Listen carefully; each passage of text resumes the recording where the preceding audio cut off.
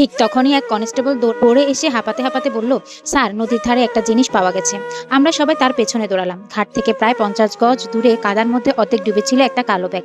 ব্যাগটা টেনে ধরতে ইন্সপেক্টর ব্যাগটার চেইন খুললেন। ভেতরে ছিল ভেজা কিছু কাপড়, একটা মরিচা ধরা টর্চ আর একটা পুরনো মোবাইল ফোন। ফোনটা চালু হচ্ছিল না, কিন্তু ব্যাগের একেবারে নিচে একটা প্লাস্টিক মোড়ানো খাম ছিল। খামের উপর বড় অক্ষরে লেখা, যদি আমি ফিরে না আসি এটা পুলিশের হাতে দিও। লেখাটা মেহেরিনের হাতের লেখা। আমার চোখে পানি থেমে গেল। হাত কাঁপতে কাঁপতে আমি খামটার দিকে তাকিয়ে রইলাম। ইন্সপেক্টর ধীরে ধীরে প্লাস্টিক খুললেন। ঠিক সেই মুহূর্তে তার ফোন বেজে উঠল। কল রিসিভ করতে ওপাশ থেকে কেউ খুব দ্রুত কিছু বলল। কথা শেষ হতে ইন্সপেক্টরের মুখের রং বদলে গেল। তিনি বিস্মিত হয়ে আমাদের দিকে তাকিয়ে বললেন, এখনই থানায় যেতে হবে। ফরেন্সিক টিম কালো বক্সটার উপর থেকে একটি আঙ্গুলের ছাপ শনাক্ত করেছে। আমি তাড়াতাড়ি জিজ্ঞেস করলাম, কার? ইন্সপেক্টর কয়েক সেকেন্ড নীরব থেকে ধীরে ধীরে বললেন, যার আঙ্গুলের ছাপ পাওয়া গেছে তিনি 11 মাস আগে থেকেই মৃত বলে সরকারি নথিতে উল্লেখ আছে। ইন্সপেক্টর আরিফের কথাটা শুনে আমার মনে হলো পৃথিবীটা যেন থেমে গেল। নদীর পাড়ে ঠান্ডা বাতাসও ছিল, আর অনুভব করতে পারছিলাম না। আমি শুধু তার মুখের দিকে তাকিয়ে রইলাম। কয়েক সেকেন্ড আগে পর্যন্ত আমি ভেবেছিলাম অবশেষে হয়তো এমন একজনের খোঁজ মিলেছে যে মেহেরিনের নিখোঁজ হওয়ার রহস্যের সঙ্গে জড়িত, কিন্তু এখন তিনি বলছেন সেই মানুষটি বহু বছর আগেই মারা গেছেন। তাহলে কালো বক্সে তার আঙ্গুলের ছাপ এলো কিভাবে? আমার পাশে দাঁড়িয়ে থাকা মাহিরও নিশ্চুপ।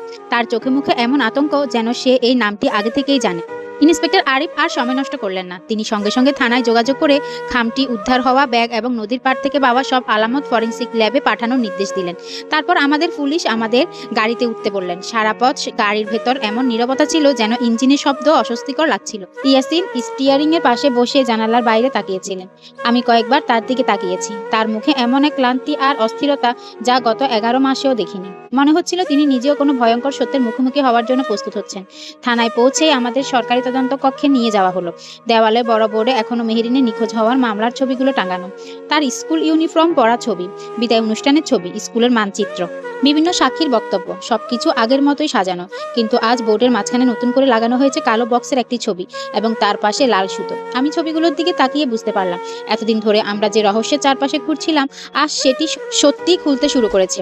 কিছুক্ষণ পর একজন ফরেনসিক কর্মকর্তা ঘরে ঢুকলেন। তার হাতে একটি বাদামি রঙের ফাইল। তিনি ফাইলটি ইন্সপেক্টরের হাতে দিয়ে বললেন, স্যার, প্রাথমিক রিপোর্ট এসেছে। ইন্সপেক্টর দ্রুত ফাইল খুললেন। কয়েক মুহূর্ত নীরবে পড়ার পর তিনি গভীর নিঃশ্বাস ফেললেন। তারপর ধীরে ধীরে বললেন, আঙ্গুলের ছাপটি মিলেছে রফিকুল ইসলামের সঙ্গে। নামটা শুনে আমার কিছুই মনে পড়ল না, কিন্তু ইয়াসিন হঠাৎ চমকে উঠলেন। অসম্ভব! তার গলা কেঁপে উঠল। আমি বিস্ময়ে তাকালাম। তুমি এই মানুষটাকে চেনো? ইয়াসিন অনেকক্ষণ চুপ করে রইলেন। তারপর ধীরে ধীরে বললেন, রফিকুল ইসলাম ছিল এই স্কুলের পুরনো কেয়ারটেকার। প্রায় 12 বছর আগে স্কুলের পেছনে পুরনো ভবনে আগুন লেগে সে মারা যায়। আমি তখন স্কুল পরিচালনা কমিটির সদস্য ছিলাম। তার মৃত্যুর খবর পুরো এলাকায় ছড়িয়ে পড়েছিল। ঘরের ভেতর আবার নীরবতা নেমে এলো। ইন্সপেক্টর আরিফ শান্ত গলায় বললেন, সরকারি নথি অনুযায়ী মানুষটি মারা গেছেন, কিন্তু তার আঙ্গুলের ছাপ 11 মাস আগে ব্যবহৃত একটি বক্সে পাওয়া গেছে। এর মানে দুটির মধ্যে একটি সত্যি। হয় তিনি মারা যাননি, নয়তো কেউ খুব পরিকল্পিতভাবে আমাদের বিভ্রান্ত করছেন। এই সময় তদন্ত কক্ষের দরজা খুলে একজন কনস্টেবল ভিতরে এলো। তার হাতে ছিল স্বচ্ছ প্লাস্টিকের একটি খাম, ভেতরে সেই চিঠি যা নদীর ধারে ব্যাগ থেকে পাওয়া গিয়েছিল। আমার নিঃশ্বাস বন্ধ হয়ে এলো। ইন্সপেক্টর দাস্তানা পরে খামটি খুললেন। ভেতরে একটি ভাঁজ করা চিঠি এবং একটি ছোট মেমোরি কার্ড ছিল। চিঠির প্রথম লাইন পড়তে আমার চোখে পানি চলে এলো। মা, যদি তুমি এই চিঠিটা পড়ো তাহলে বুঝবে আমি হয়তো আর তোমাদের কাছে ফিরতে পারিনি। আমার ঠোঁট কাঁপতে লাগলো। ইন্সপেক্টর পড়তে শুরু করলো, আমি জানি তোমরা আমাকে খুঁজবে, কিন্তু আমি চাই না তোমরা এমন মানুষের উপর বিশ্বাস করো যাদের এতদিন নিজের মানুষ ভেবেছ। স্কুলের ভেতর এমন একজন আছে যাকে সবাই ভালো মানুষ বলে জানে, অথচ আমি এমন কিছু দেখেছি যা কাউকে বলা হলে অনেক বড় মানুষ জেলে যাবে। আমি প্রমাণ জোগাড় করেছি। যদি আমার কিছু হয় তাহলে সেই প্রমাণ খুঁজে বের করার চেষ্টা করো। আর মাহিরকে দোষ দিও না, ও কিছুই জানে না। চিঠিটা এখানেই হঠাৎ শেষ হয়ে গেছে। শেষের অংশ ছেঁড়া, যেন ইচ্ছে করে কেউ বাকি অংশ কেটে নিয়ে গেছে। ইন্সপেক্টর এবার মেমোরি কার্ডটা কম্পিউটারে লাগালেন। কয়েক সেকেন্ড পর স্ক্রিনে একটি মাত্র ভিডিও ফাইল দেখা গেল। ফাইলের নাম ফাইনাল এভিডেন্স। সবাই নিঃশ্বাস আটকে স্ক্রিনের দিকে তাকিয়ে রইল। ভিডিও চালু হতে ক্যামেরা কাঁপতে কাঁপতে এগুচ্ছে। বোঝা যাচ্ছে মেহেরিন মোবাইল হাতে ভিডিও করছিল।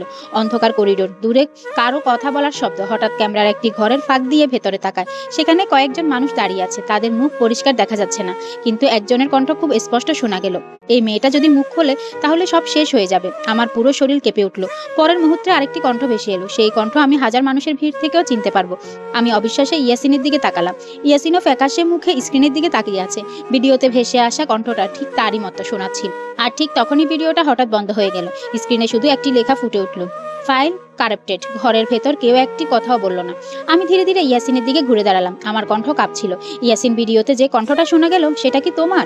ইয়াসিন কোনো উত্তর দিল না, শুধু মাথা নিচু করে চোখ বন্ধ করলেন। আর ইন্সপেক্টর আরিফ ধীরে ধীরে বললেন, মনে হচ্ছে এই মামলার সবচেয়ে বড় সন্দেহভাজন এতদিন আমাদের সামনেই ছিল। ইন্সপেক্টর আরিফ হোসেনের কণ্ঠে কোনো উত্তেজনা ছিল না, বরং ছিল এক ধরনের শীতল দৃঢ়তা, যা শুনে আমার বুকের ভেতরটা আরো ভারী হয়ে উঠল। তদন্ত কক্ষের বাতাস যেন হঠাৎ জমে গেল।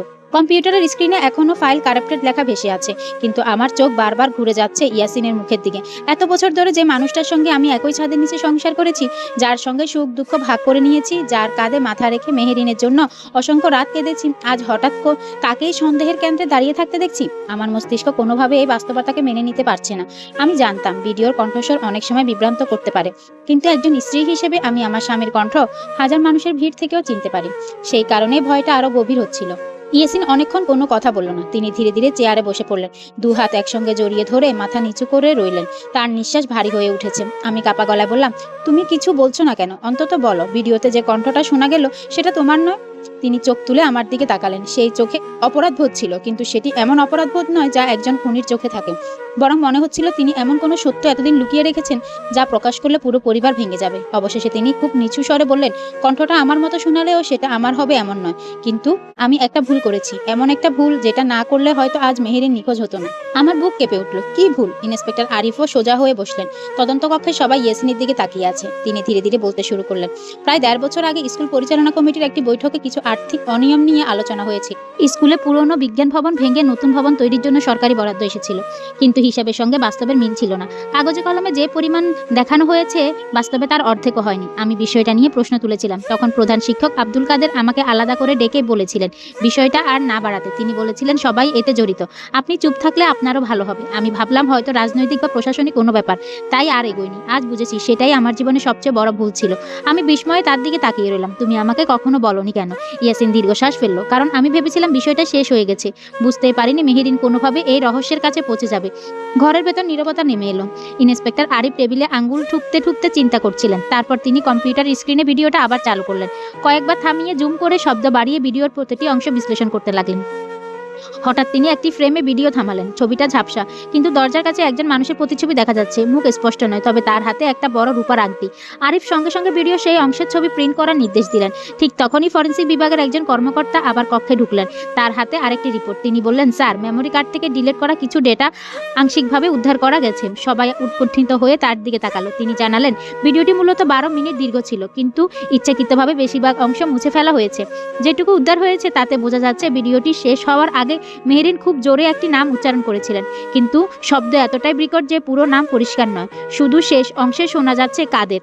আমার শরীর ঠান্ডা হয়ে গেল। প্রধান শিক্ষক আব্দুল কাদের, নাকি অন্য কেউ যার নামে শেষে কাদের আছে? ইন্সপেক্টর আরিফ সঙ্গে সঙ্গে সিদ্ধান্ত নিলেন, আজ রাতে স্কুলে যেতে হবে। রাত তখন প্রায় 12:30। তবুও পুলিশের 2টি গাড়ি নিয়ে আমরা স্কুলের উদ্দেশ্যে রওনা হলাম।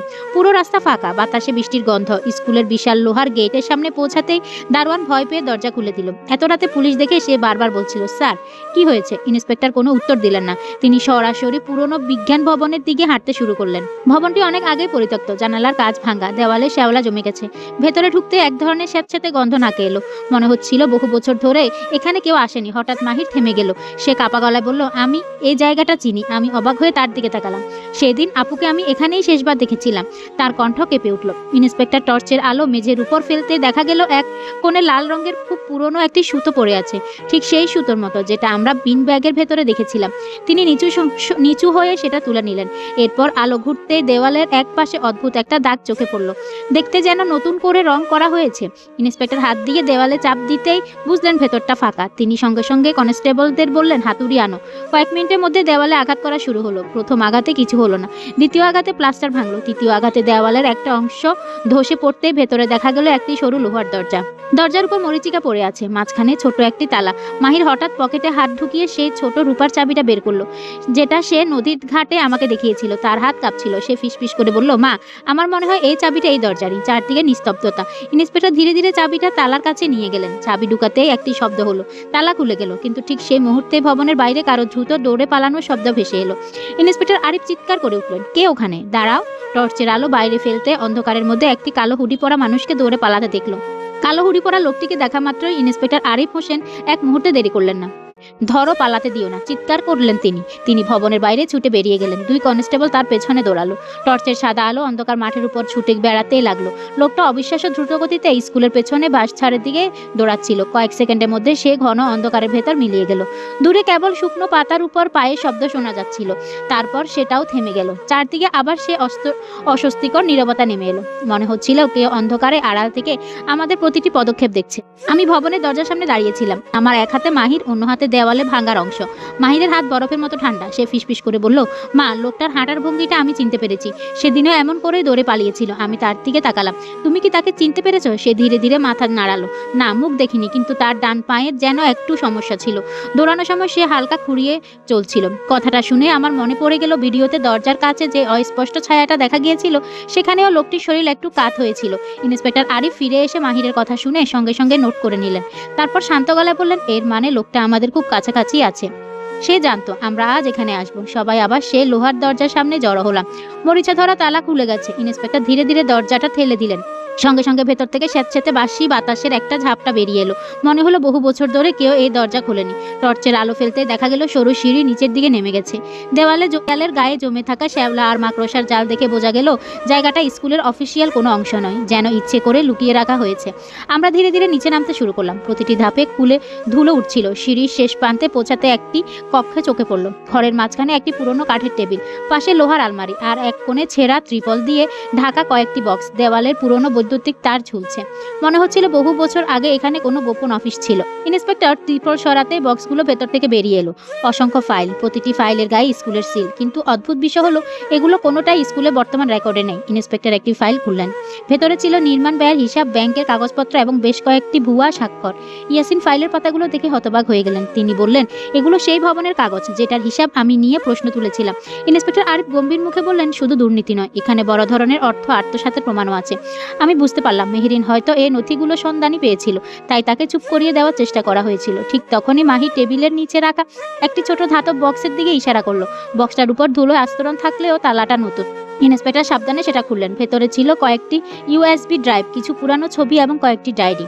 ডায়েরির প্রথম পাতায় সুন্দর হাতের লেখা, যদি আমি বেঁচে না থাকি তাহলে যে এই ডায়েরি পাবে সে যেন সত্যিটা প্রকাশ করে। নিচের কোনো নাম নেই।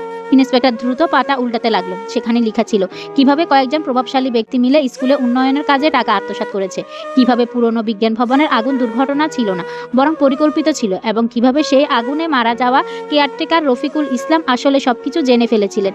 ডায়েরির শেষ কয়েকটি পাতায় লেখা অস্পষ্ট, কিন্তু একটি বাক্য স্পষ্ট দেখা যাচ্ছিল, রফিকুল মারা যায়নি, তাকে সবাই মৃত ভেবেছিল। ঘরে সবাই একে অপরের মুখের দিকে তাকালো। ইন্সপেক্টর ধীরে ধীরে বললেন, এর মানে সরকারি নথি জাল করা হয়েছে। আমি যেন শ্বাস নিতে ভুলে গেলাম। 11 মাস ধরে আমরা যে রহস্যের পেছনে ছুটছি সেটা শুধু একজন নিখোঁজ কিশোরীর ঘটনা নয়, এর পেছনে বহু বছরে লুকিয়ে থাকা অপরাধ। ঠিক তখনই ঘরের এক কোণ থেকে খুব ক্ষীণ একটি শব্দ ভেসে এলো, ঠক ঠক ঠক ঠক। আমরা সবাই একসঙ্গে টর্চের আলো সেদিকে ফেললাম। দেওয়ালের পাশে বড় একটি লোহার আলমারি। শব্দটা ওটার ভেতর থেকে আসছে। মাহির ভয়ে আমার হাত আরো শক্ত করে ধরলো। ইন্সপেক্টর ধীরে ধীরে আলমারির কাছে গেলেন। তিনি কনস্টেবলকে ইশারা করলেন। আলমারির দরজায় হাত দিতেই ভেতর থেকে আবার শব্দ হলো। এবার যেন কেউ খুব দুর্বলভাবে আঘাত করছে। 1 2 3। ইন্সপেক্টর হঠাৎ জোরে দরজাটা টেনে খুললেন। দরজা খুলতে আমরা সবাই স্তব্ধ হয়ে গেলাম। আলমারির ভেতরে কোনো মৃতদেহ ছিল না, বরং সেখানে গুটিসুটি মেরে বসেছিল একজন বয়স্ক মানুষ। তার মুখ ভর্তি দাড়ি, শরীর কঙ্কাল, চোখে আতঙ্ক। টর্চের আলো পড়তে তিনি কাপা গলায় বললেন, দয়া করে আলোটা সরান। ওরা ভেবেছে আমি মরে গেছি, কিন্তু যদি জানতে পারে আমি এখনো বেঁচে আছি তাহলে এবার সত্যি আমাকে মেরে ফেলবে। ইন্সপেক্টর আরিফ কয়েক সেকেন্ড তার দিকে তাকিয়ে থেকে ধীরে ধীরে জিজ্ঞেস করলেন, আপনার নাম রফিকুল ইসলাম? বৃদ্ধ মানুষটি চোখ বন্ধ করে নিঃশব্দে মাথা নাড়ালেন। আমাদের সবার বুক চেপে উঠল। যে মানুষটিকে সরকারি কাগজে 11 বছর ধরে মৃত বলা হয়েছে, তিনি আমাদের সামনেই জীবিত হয়ে বসে আছেন। হ্যাঁ, আমার নাম রফিকুল ইসলাম। বৃদ্ধ লোকটির ঠোঁট কাঁপছিল। কথাগুলো যেন বুকের ভেতর থেকে কষ্ট করে বেরিয়ে আসছিল। লোহার আলমারির ভেতর এত বছর লুকিয়ে থাকার কারণে তার মুখের চামড়া কুঁচকে গেছে, দাড়ি চুল এলোমেলো, চোখ দুটো ভেতরে ঢুকে গেছে। মনে হচ্ছিল দীর্ঘদিন ধরে তিনি সূর্যের আলো দেখেননি। আমি অবিশ্বাসে তার দিকে তাকিয়েছিলাম। মাথার ভেতর শুধু একটি প্রশ্নই ঘুরছিল, একজন মানুষ যাকে সবাই মৃত জানে, তিনি এতদিন বেঁচে ছিলেন কিভাবে? আর যদি তিনি বেঁচে থাকেন তাহলে 11 বছর ধরে তিনি সামনে আসেননি কেন? ইন্সপেক্টর আরিফ দ্রুত কনস্টেবলদের নির্দেশ দিলেন, একটা পানি আনো আর অ্যাম্বুলেন্স খবর দাও। উনি খুব দুর্বল অবস্থায় আছেন। রফিকুল ইসলাম কয়েক চুমুক পানি খেয়ে ধীরে ধীরে স্বাভাবিক হলেন। তারপর কাপা হাতে দেওয়াল ধরে উঠে বসলেন। তিনি চারদিকে তাকালেন, যেন নিশ্চিত হতে চাইছেন যাদের তিনি এতদিন ভয় পেয়ে এসেছেন তারা এখানে নেই। তিনি প্রথমে আমার দিকে তাকালেন, তারপর মাহিরের দিকে। হঠাৎ তার চোখে পানি চলে এলো। তুমি তুমি কি মেহেরিনের ভাই? মাহির ধীরে মাথা নাড়ালো। রফিকুল কেঁদে ফেললেন, আমি ওকে বাঁচাতে পারিনি। কথাটা শুনে আমার বুকের ভেতর মোচড় দিয়ে উঠল। আমি ছুটে গিয়ে তার সামনে হাঁটু গেড়ে বসলাম। আমার মেয়ে কোথায় বলুন, সে কি বেঁচে আছে? রফিকুল চোখ বন্ধ করলেন, কয়েক সেকেন্ড চুপ থেকে বললেন, আমি নিশ্চিত নই, কিন্তু যেদিন ওকে নিয়ে যাওয়া হয়েছিল সেদিনও তখনও ও বেঁচে ছিল। আমার শরীর শিউরে উঠল। এতদিন পরে এই প্রথম কেউ নিশ্চিতভাবে বলল মেহেরিন সেদিন সঙ্গে সঙ্গে মারা যায়নি। ইন্সপেক্টর আরিফ রেকর্ড চালু করলেন। রফিকুল সাহেব, আপনি যা জানেন শুরু থেকে বলুন।